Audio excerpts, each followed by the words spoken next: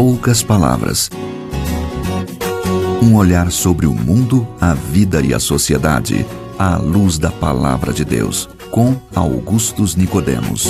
Estamos começando mais uma edição do Em Poucas Palavras, aqui dos estúdios do Seminário Presbiteriano Brasil Central, para você que nos acompanha constantemente através dos podcasts e outras emissoras espalhadas pelo Brasil.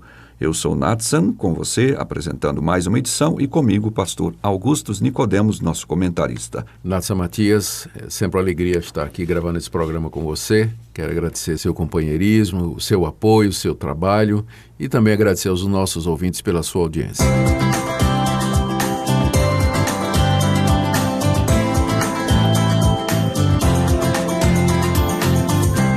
O nosso programa hoje, então, tem um tema bem complexo e você vai ficar sabendo já já.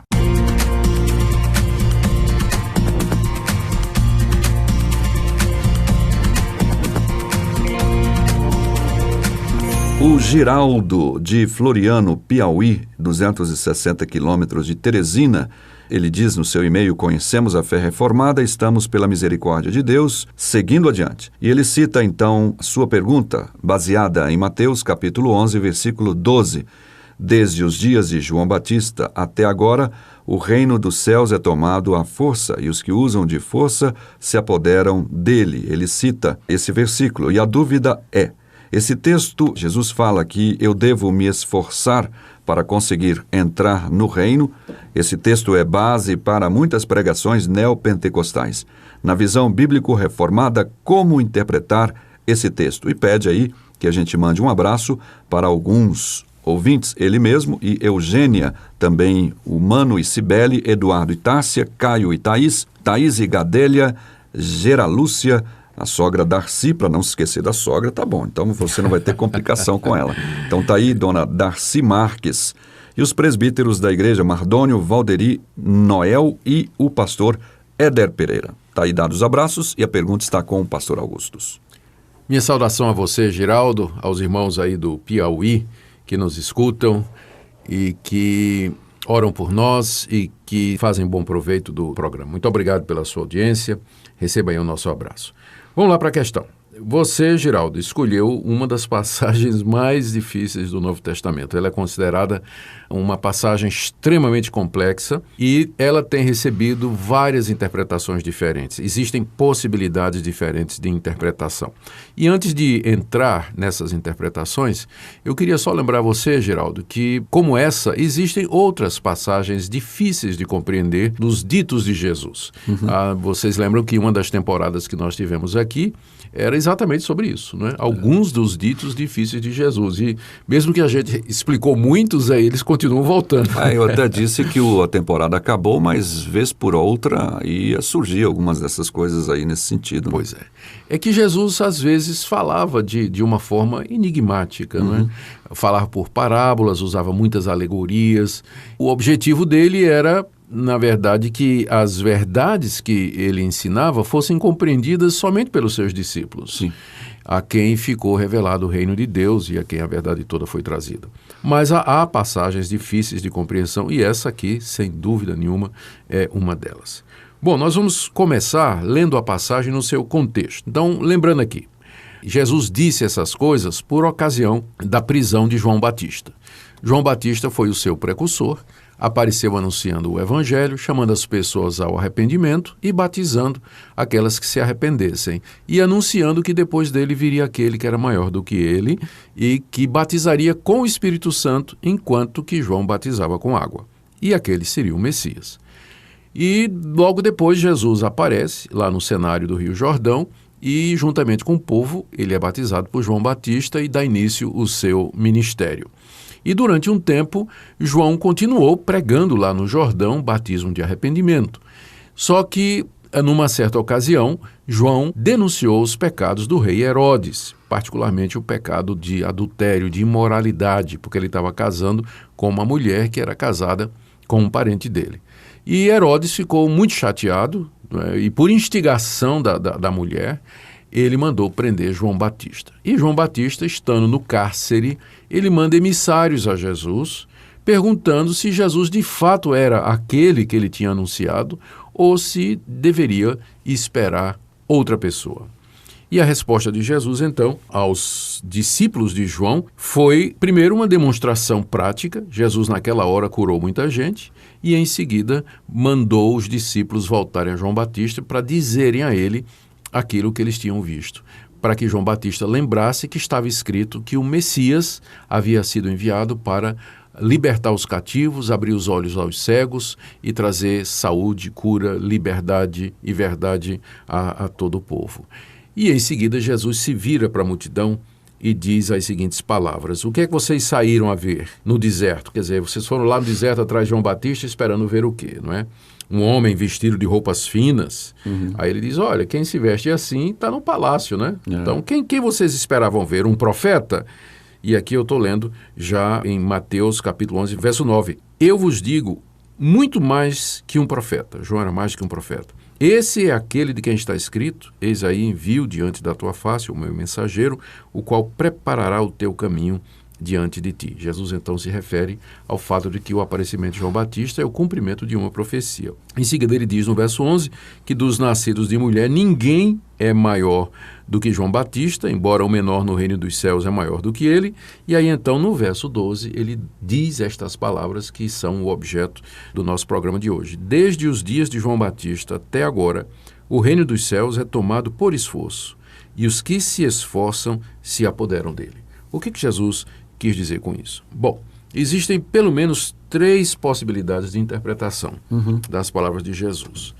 A primeira que eu quero tratar é aquela que diz que Jesus estava se referindo à oposição contra o reino de Deus.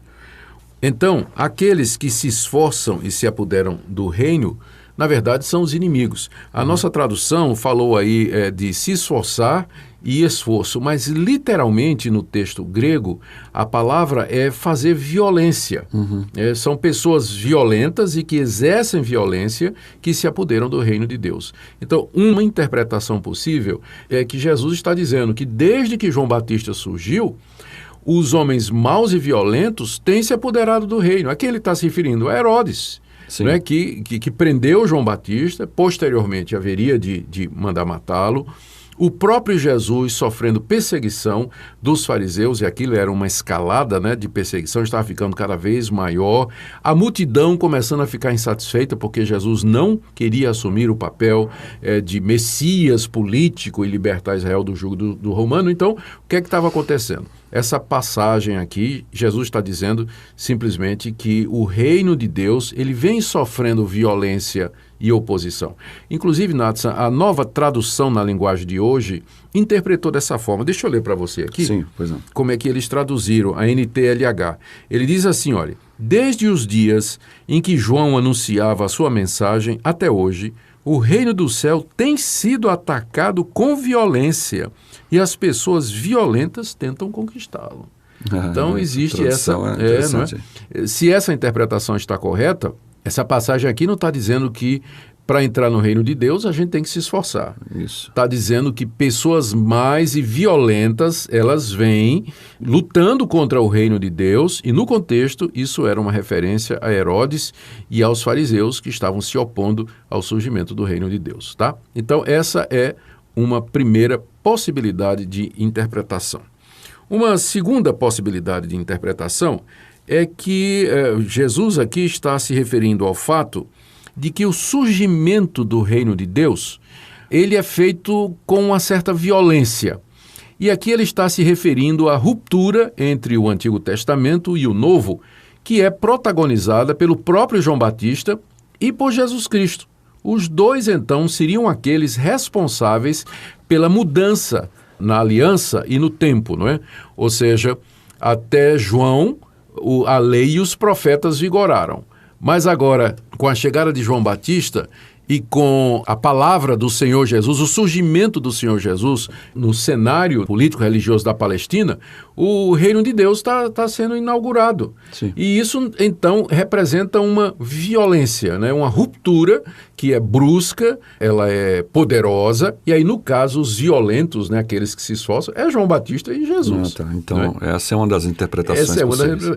E agora vem a terceira, que é a mais popular, que é exatamente o nosso ouvinte aí, ele entendeu, não é? Giraldo. O Giraldo entendeu e ele está querendo saber se essa passagem está significando que para entrar no reino de Deus nós temos que fazer força, significando naturalmente boas obras, cumprimento de determinadas leis ou determinadas práticas, alguns rituais, enfim. Mérito, né? Mérito, né? Ele está perguntando isso aí.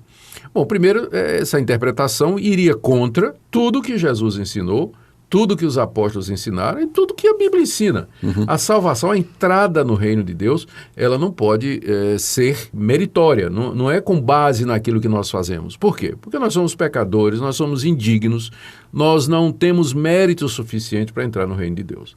Então, essa passagem está muito longe de ensinar que a salvação e a entrada no reino de Deus é mediante o esforço individual. Mas, por outro lado, Natsan, há também passagens na Bíblia que falam do esforço do crente, não no sentido de que ele é meritório, mas que ele é revelador da fé e da graça que está operando no coração dele. Uma evidência da sua salvação. Da sua salvação. É por isso que lá na carta de Tiago, ele diz que a fé sem obras, ela é morta. E que a pessoa que tem fé, ela vai ter também obras. Uhum. Então, por isso como consequência. Então, Tiago chega até a dizer, vejam então que o homem é justificado por obras, e não pela fé somente. Tiago não está dizendo que as obras ali, elas são a causa da salvação. Ele está dizendo que as obras são uma expressão da fé. Fé e obras andam juntas de tal maneira e são inseparáveis que, às vezes, ao se falar de um, você está falando da outra. Uhum. E assim por diante. Então, essa expressão de Jesus, o reino de Deus é tomado por esforço e os que se esforçam se apoderam dele, ele já tinha dito antes, né? Arrependei-vos e crede no Evangelho. Então, ele já tinha dito que a entrada no reino é pelo arrependimento e pela fé. Mas uma pessoa que se arrepende e crê, ela exteriormente ela vai se esforçar para agradar a Deus. Para permanecer nesse caminho. Nesse caminho, para fazer o que é certo, para fazer o que é correto. Não para ser salvo, mas porque ele foi salvo, já foi salvo. Né? Então, se a gente entender aqui que o esforço que Jesus fala é a mesma obra que Tiago menciona, expressão da fé, então está resolvido o problema. Tá certo? Então, o que Jesus está dizendo é que, para que nós entremos no reino de Deus, nós temos que nos arrepender e crer nele. E, como resultado dessa crença, nós vamos lutar contra o pecado, lutar contra o mal em nós vamos perseverar, nos esforçar para obedecer a Deus como expressão da nossa salvação e gratidão, e não como a causa dessa salvação. Tem a ver com aquilo que a gente disse num dos programas anteriores. Quem quer ganhar a sua vida, né, vai perdê-la. E quem perder em favor de mim vai ganhá-la. Ganhar. Isso pressupõe uma luta, né? Um caminhar que não é tão simples assim. A gente tem que lutar mesmo. Perfeitamente. Aliás, eu esqueci de dizer qual das três opções eu acho que é a mais correta, né? Eu penso que no contexto fica difícil decidir entre a primeira, que é aquela da violência que é feita contra o reino, e essa última, que é o esforço, resultado da fé para entrar no reino de Deus, né? Mas eu optaria por essa última. Eu penso que é isso. O esforço aqui corresponde às obras lá de Tiago. Que bênção, muito bom. Tá aí essa dúvida, então, que foi enviada pelo Giraldo. E a gente até começou a transmitir aqui ao vivo só um pedacinho do programa. Talvez o Giraldo esteja acompanhando. Você vai ver depois o programa completo. Gente, obrigado pela audiência e até o próximo programa. Até o próximo programa, querido ouvinte. Deus o abençoe. Em poucas palavras, um olhar sobre o mundo, a vida e a sociedade, à luz da Palavra de Deus. Apresentação, Natsan Matias. Comentário, Augustus Nicodemos. Um programa da Primeira Igreja Presbiteriana de Goiânia, Rua 68, esquina com 71, Centro. Visite o nosso site www.pipg.org. Apoio Seminário Presbiteriano Brasil Central, Goiânia.